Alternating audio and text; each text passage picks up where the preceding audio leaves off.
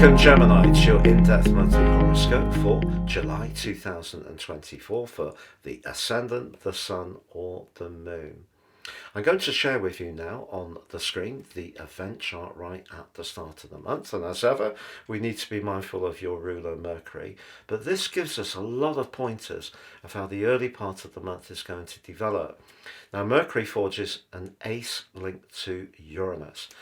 Now Uranus hasn't been easy peasy since 2019 for Geminis in general, or Gemini ascendants, because in the 12th house it's a very fracturing energy.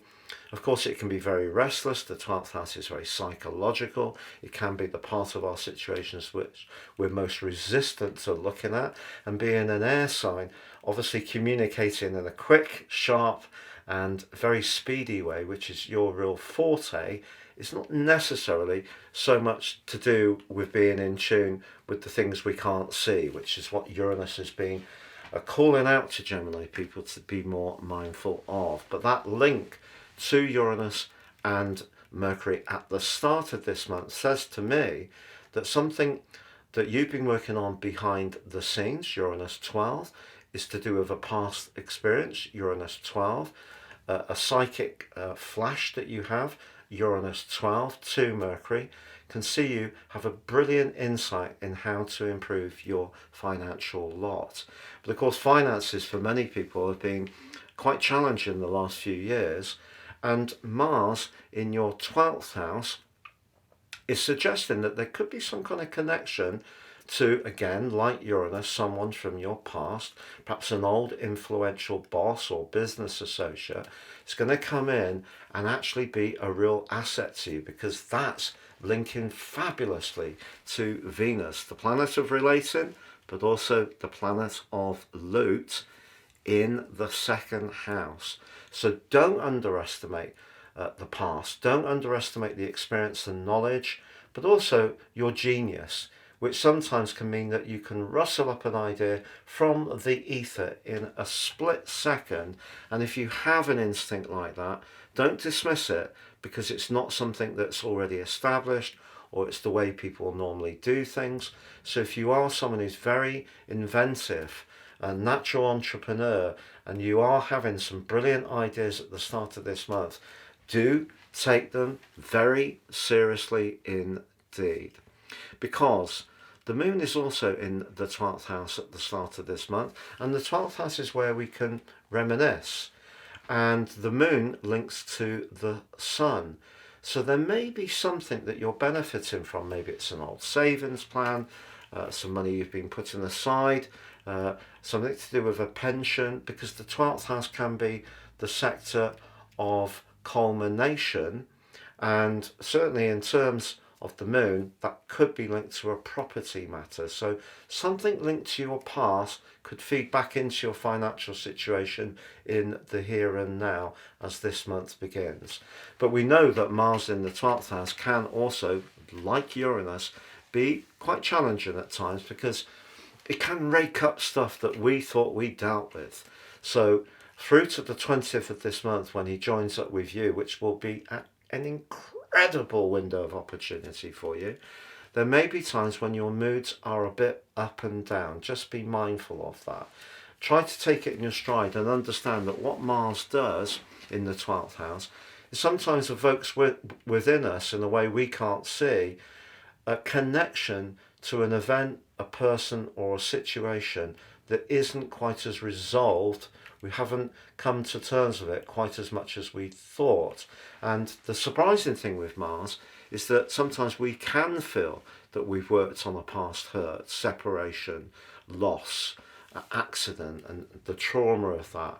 Perhaps had counselling, perhaps revisited it many times, done a lot of core work within us, but Mars can still find a way to delve deep down into our nature and in some ways ignite the sense of injustice, which can see anger coming up unexpectedly. But also it can do the converse. It can make us very quiet and very emotional. So if you do find your mood is a little bit up and down at times, that is why. But you can see that 12th house energy feeding into your second house does provide some opportunities. but also because you are a very creative person. Having Jupiter in your sign, back with you for the first time in 12 years and forging a semi-sextile to the Sun at the start of this month, don't underestimate how your ability to steer things through just having that self-confidence and belief that Jupiter can give us. One of the mistakes we can make with Jupiter is to be overconfident. But the great news is that Saturn, the planet of structure, time, karma, but also limitations, is in your sector of success, but forges a very solid link to Venus as this month begins. So I feel that will moderate Jupiter's tendency to kind of over egg the pudding. So you can use Jupiter's application to the Sun and also the Moon. You've got two semi-sextiles there in a very, very beneficial way. So it's all set fair as you come into this month to be taking your resources, your sense of self-worth, the foundations in your life as seriously as you possibly can. And I feel things are looking much more positive when it comes to income. But on the 2nd, your ruler Mercury moves signs, and it moves into Leo, and it loves being in Leo. Perhaps not as much as it loves being in your sign or Virgo, which it will move into on the 25th. But of course, the sign of Leo is very charismatic, but for you it's house 3, so it's very outgoing and interactive. It has a flavour of a Gemini, because the 3rd house is where we can pivot quickly and crack those jokes and use our speed of repartee in a very positive manner.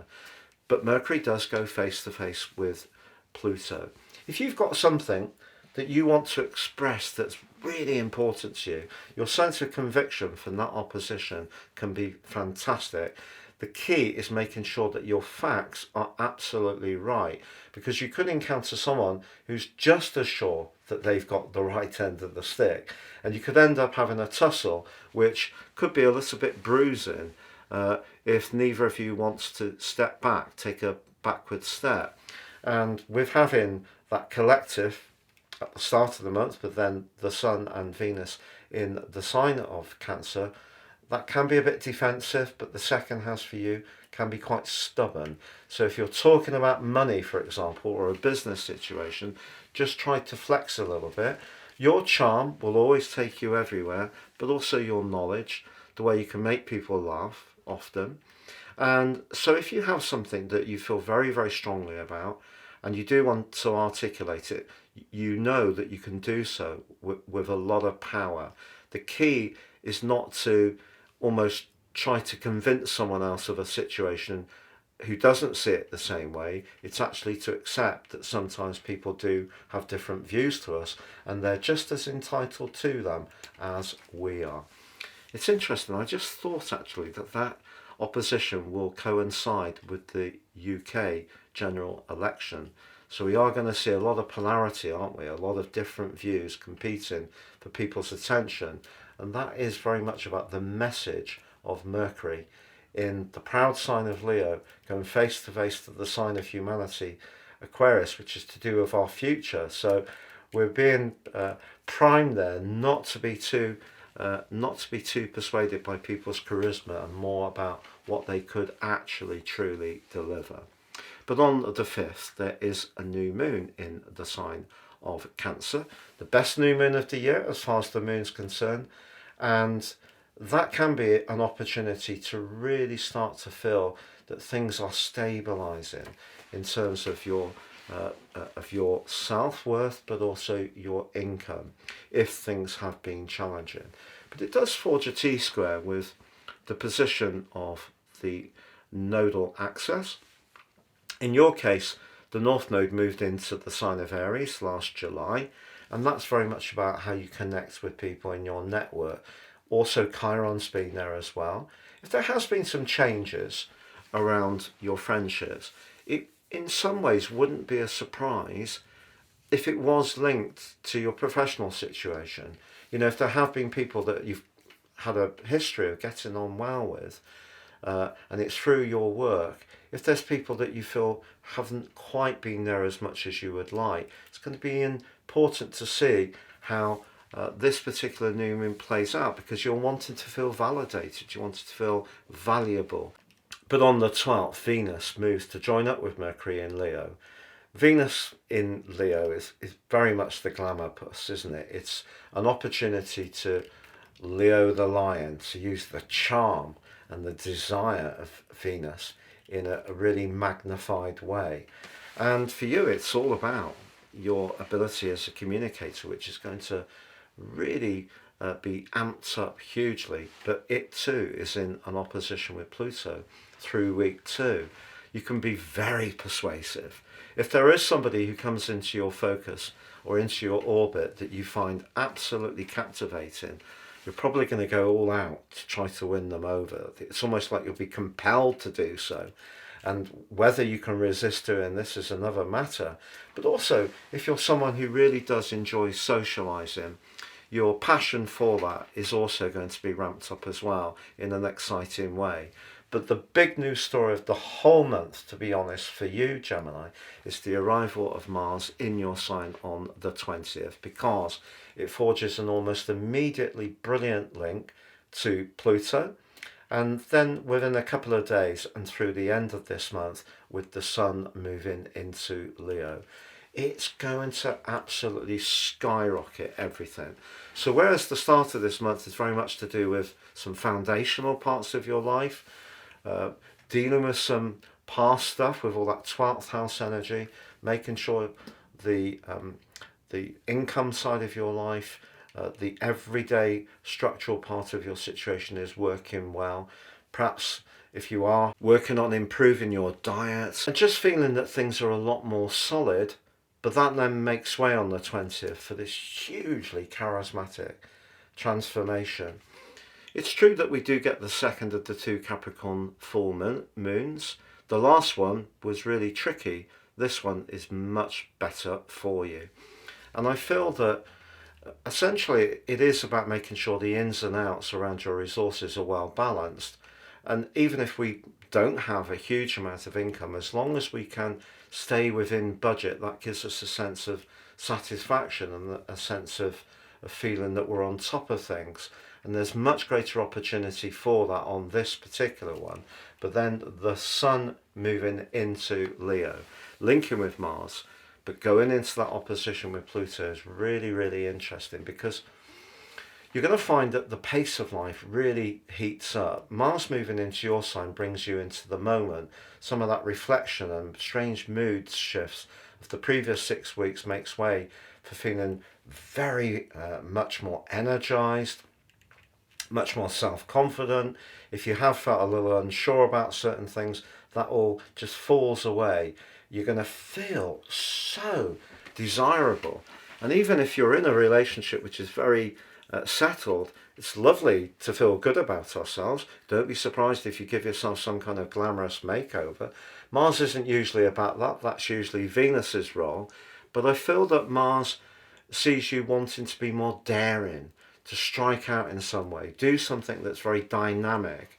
So if you're someone who enjoys action, that could be to do something more physical. If you're someone who really needs that mental stimulation, which is usually the case with most Geminis, then that part of your nature can be activated.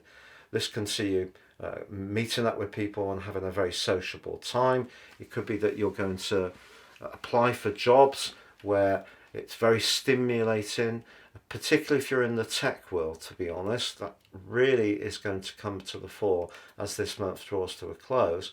But even if you work from home with Mercury, your ruler, moving into Virgo on the 25th, you can still work this very dynamic energy.